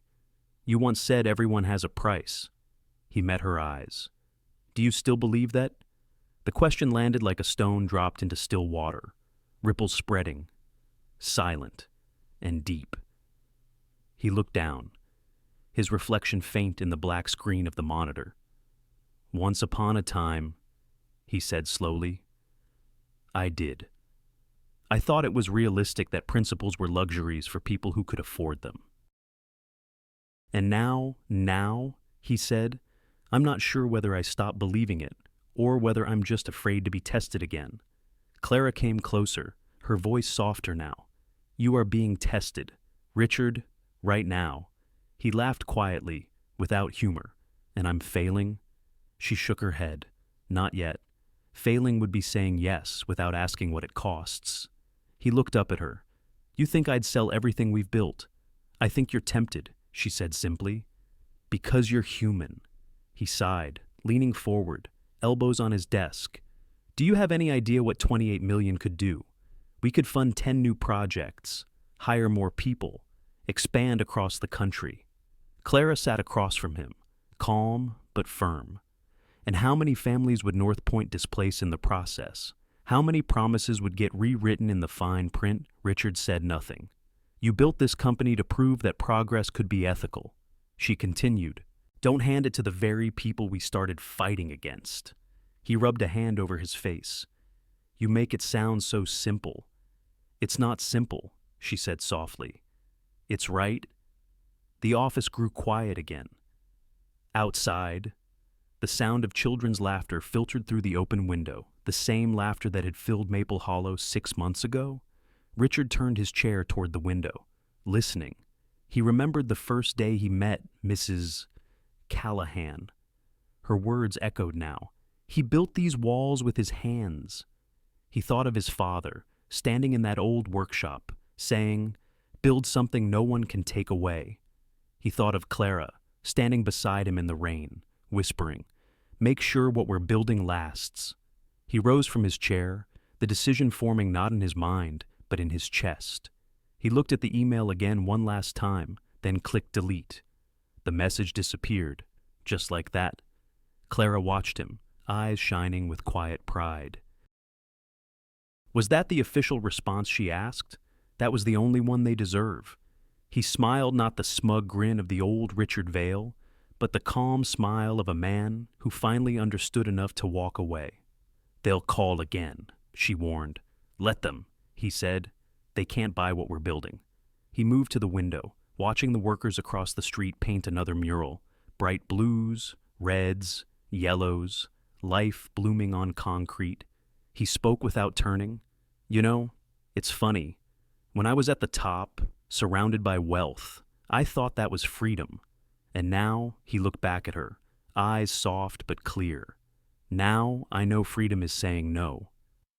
The late afternoon light poured in through the windows, golden and forgiving. Clara stood beside him, both of them watching as the mural took shape, a tree with roots spreading deep into the ground, branches stretching toward the sky. That's us, Richard said quietly. Clara smiled. Then let's keep growing. As they turned off the office lights for the day, the room glowed in the last rays of sunset, dust motes dancing like small sparks of possibility. Richard paused at the door, taking one last look at the modest space that had become the heart of everything he believed in. Everyone has a price, he murmured to himself. Then he smiled, except the ones who remember what's priceless. Long pause, soft piano cue. He locked the door and followed Clara out into the fading light. The sun rose soft and golden over Maple Hollow, casting long rays across freshly painted porches and blooming window boxes. Banners fluttered between lampposts, bright against the crisp blue morning. The air was alive with music, a local brass band warming up, children laughing, the smell of coffee and baked goods drifting through the street. It was opening day. After 2 years of work, sacrifice, and hope, the Maple Hollow Renewal Project was complete. And today, the neighborhood wasn't just reopening, it was being reborn. A small crowd gathered in front of the renovated community center. Families, local officials, volunteers, and neighbors who had refused to be erased. On the new sign above the entrance, the letters gleamed in sunlight. Maple Hollow, a community rebuilt. Together. Standing near the front, Richard Vale adjusted his tie, an unfamiliar nervousness fluttering in his chest. Gone was the billionaire in tailored suits. He wore a simple gray blazer, a shirt without cufflinks, and the expression of a man who had learned to measure success in heartbeats instead of headlines. Beside him, Clara Jennings smiled warmly, holding a clipboard but hardly using it. Her hair was caught by the breeze, her eyes bright with the kind of joy that doesn't come from triumph, but from peace. The mayor gave a short introduction, praising the project as an example of ethical urban renewal. Then he handed the microphone to Mrs. Callahan, who stood slowly from her front row seat. The crowd fell silent. She leaned on her cane as she reached the podium, her voice thin but steady. "Good morning," she said, smiling at the faces before her. "When this started, I didn't think I'd live long enough to see it finished." Laughter rippled gently through the crowd. She continued, her gaze sweeping the neighborhood. "I've lived in Maple Hollow since 1965. I've seen winters that crack these sidewalks and summers that bake the paint right off these walls. But I've never seen what I'm seeing now." Her voice caught for a moment. "You didn't just rebuild homes. You rebuilt faith." A hush followed. Even the breeze seemed to pause to listen. Faith that people still care. Faith that promises can still be kept. "Faith," she said, turning to Richard and Clara. "That redemption isn't just a word. It's something you can live."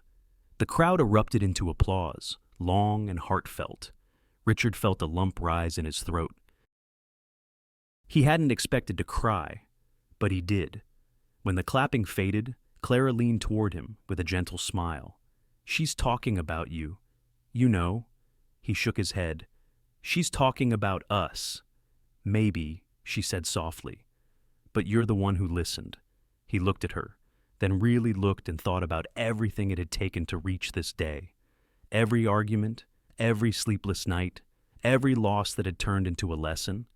The scars had become the blueprint, and somehow, the blueprint had become beauty. The ribbon stretched across the entrance, bright red against the new oak doors. "Mrs. Callahan lifted the ceremonial scissors with trembling hands. "Ready?" Clara asked, steadying her elbow. Mrs. Callahan smiled, born ready. The blades closed with a snip, and the crowd cheered. Children ran forward, streaming into the courtyard laughing, chasing bubbles, touching the new murals on the walls. The brass band began to play, filling the air with bright, triumphant notes. For a moment, it felt like the entire neighborhood was exhaling after years of holding its breath. Later that afternoon, the crowd thinned, the music softened, sunlight slanted through the trees, warm and golden. Richard walked along the new paths through the community garden. The air smelled of tomatoes and rosemary, of wet soil and promise. He stopped at one of the benches, old wood, sanded and varnished, and sat down, watching life unfold around him.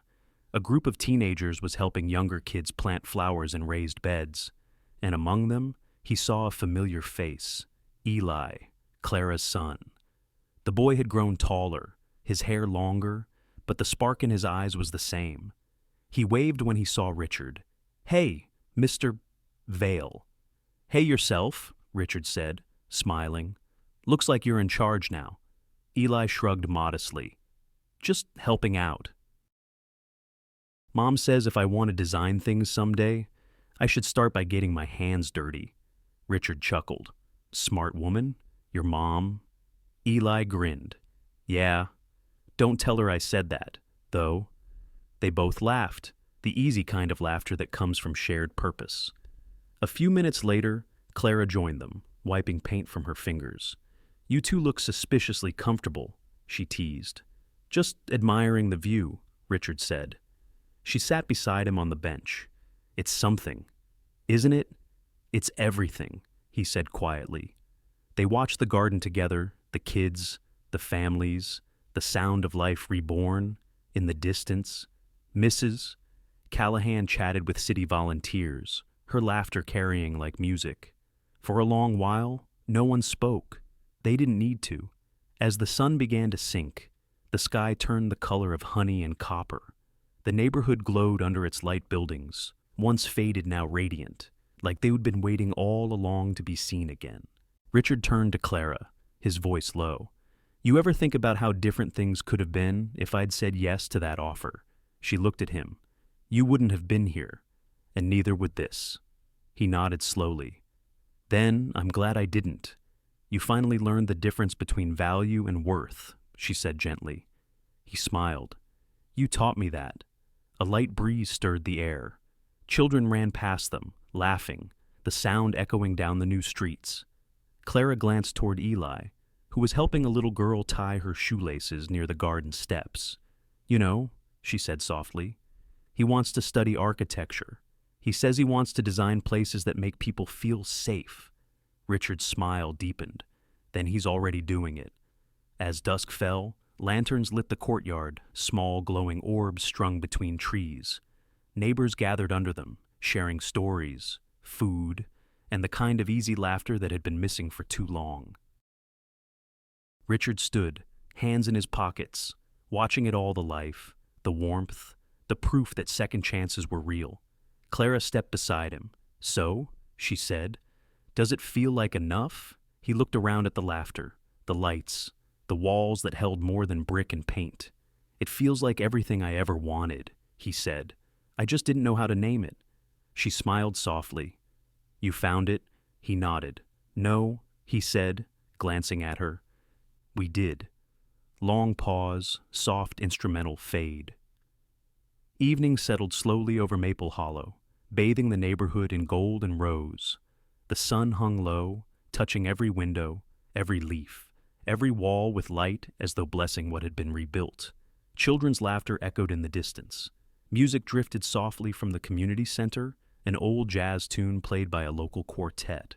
And on the newly paved path that wound through the garden, Richard Vale and Clara Jennings walked side by side. The air smelled of lilacs and warm soil.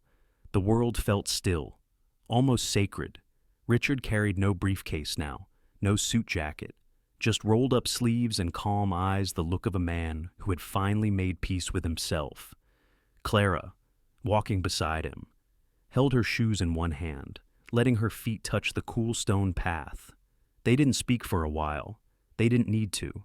They had walked this path many times before, in arguments, in silence, in purpose. But tonight felt different. Tonight was closure. They stopped near the small bridge that crossed the creek running behind the garden. The water glimmered in the fading light, carrying reflections of the buildings they had helped restore. Richard rested his hands on the wooden railing. He watched the water move slow, steady, unhurried. "You know," he said softly, "when I first came here, I saw cracked walls, broken windows, a failing neighborhood." Clara smiled faintly. "And now, he said, "I see something stronger than I ever built, something that doesn't belong to me, but somehow feels like home." She turned toward him. "That's because it is home for everyone who believed in what this could become." He nodded. "Including me?" For a moment, neither spoke. The sun dipped lower, the horizon painted in soft amber and rose. Wind rustled through the trees, carrying the faint scent of earth after rain. Then, quietly, almost as if he were talking to the air, Richard said, "I used to think every woman had a price." Clara glanced at him, her brow lifting slightly. He continued, his voice gentler now, filled with a humility that came from truth, not regret. "I thought conviction could be bought, that everyone had a number, a point where principles gave way to comfort. It was easier to believe that. It made the world predictable." He looked at her, then really looked, and the last light of sunset caught in his eyes. "Then I met one who taught me that some things are priceless." Silence fell between them, a silence filled not with tension, but with quiet understanding. Clara's lips curved into a soft smile. "And some lessons," she said, "are worth everything." Richard's answering smile was small but full. "Yes," he whispered, "they are." The moment stretched long, still, honest. Then Clara slipped her shoes back on and nodded toward the path ahead. "Come on," she said. "We should go see the mural before the light fades." He fell into step beside her. The sound of their footsteps mingled with the evening chorus of crickets and the hum of a world renewed. At the far end of the garden stood the newest addition to the neighborhood, a mural painted across a brick wall by local artists and children. It showed hands of all colors holding a sapling that grew into a great tree, its branches spreading wide. In the leaves, small words were written: community, dignity, hope, love. Richard stopped before it, his chest tight with emotion. The mural wasn't perfect, some lines uneven, colors bleeding into each other, but that only made it more beautiful. He read one phrase near the bottom, scrawled in white paint: "Built together. Meant to last." He exhaled slowly. "That's the kind of legacy I never knew I wanted." Clara smiled. "And the kind everyone deserves." A few children ran past them, chasing a ball that rolled into the grass. One of them, Eli, waved. "Mom, Mr. Vale," he called. "They're lighting the lanterns." Clara laughed. "We're coming." They followed him back toward the courtyard, where neighbors were gathering. Paper lanterns hung from tree branches, glowing softly as dusk deepened. The light danced across faces, laughter, music across life itself. Richard looked around at the buildings, at the people, at the peace he once thought impossible, and felt something settle in his heart. Gratitude. Not the loud kind, but the kind that hums quietly beneath every breath. He turned to Clara. "You ever think about what comes next?" She tilted her head. "What do you mean?" He smiled. "Projects end, buildings age, but somehow this feels timeless." Clara thought for a moment. "Maybe that's because it isn't about the buildings. It's about what they hold." He nodded slowly. "Lives, stories, people who finally believe they matter." "Exactly," she said. "That's the kind of work that never ends." The music swelled softly: guitars, laughter, the murmur of conversation. Lanterns flickered like stars fallen close enough to touch. Richard stood for a moment longer, looking up at the night sky. His reflection shimmered faintly in a nearby window. Not the man he used to be, but the man he had become. He turned to Clara once more. "You know, if someone had told me years ago that losing everything would lead me here," she smiled knowingly. "You would have laughed them out of the room." "Probably," he said with a soft chuckle. "But I would have been wrong." The evening air grew cooler. Neighbors began to drift home, the courtyard emptying slowly. Clara and Richard lingered near the garden gate, reluctant to leave. The last light of the lanterns shimmered in their eyes. Clara spoke first. "You ready to go?" Richard looked out over Maple Hollow one last time, the lights glowing in windows, the laughter fading into gentle hums of life. "Not yet," he said quietly. "Just one more minute." She nodded, standing beside him in silence. Together, they watched as the final rays of sunset disappeared behind the skyline. The world was darker now, but it felt brighter than it ever had before. And as they turned to leave, the narrator's voice lingered softly like the final brushstroke on a painting. When principle meets power and compassion meets courage, change is possible.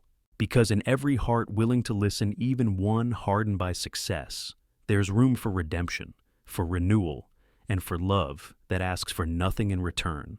Soft piano fades in, and sometimes, the voice continued, the richest man in the world is the one who finally learns what can't be bought. Long pause, ambient night sounds, a child's laughter fading into distance. The end, in the end. Richard Vale's story isn't just about redemption. It's about remembering what truly holds value in a world obsessed with price tags. He had wealth, reputation, power, yet none of it could buy peace, kindness, or belonging. It took losing everything for him to understand that the richest moments in life aren't earned in boardrooms, but built through compassion, honesty, and courage. Clara Jennings reminded us of something many forget as they grow older: integrity still matters. Standing by what's right may cost us comfort, but it gives us something money never can: self-respect. Communities thrive not because of luxury, but because of people who care enough to listen and to stay. As we move through our own lives through success, loss, and change, maybe the real question isn't how much something is worth, but what it means to us. Because the older we get, the clearer it becomes. The most valuable things, dignity, love, and faith in one another, can't be bought.